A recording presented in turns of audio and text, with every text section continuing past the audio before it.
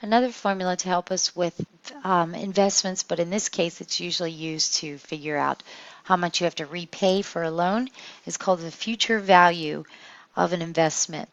And the formula asks us to find the future value of an investment if you know the initial amount, the interest rate, how much time, and how often the interest is going to be compounded. So page 310, number 13, gives us a payment amount of $500, an interest rate of 7% over 6 years compounded quarterly. So you could use this if they told you your car payment was going to be $500 a year, of how much you are going to eventually pay on the loan. So you can see how much over the original price you would be paying. So the formula for future value is R times the fraction 1 plus I to the n power minus 1 over I.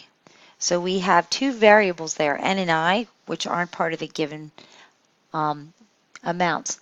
So I is determined by taking the interest rate divided by the compounding time. So we are going to take 0.07 divided by 4, and we get 0.0175. And n is determined by taking k times t.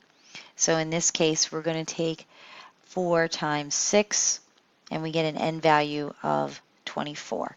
So now we can substitute into our formula. So the future value is going to be 500 times 1 plus 0.0175 raised to the 24th power minus 1 divided by 0.0175. And putting that into the calculator, we get that our investment or our loan at the end will give us a total of $14,755.51.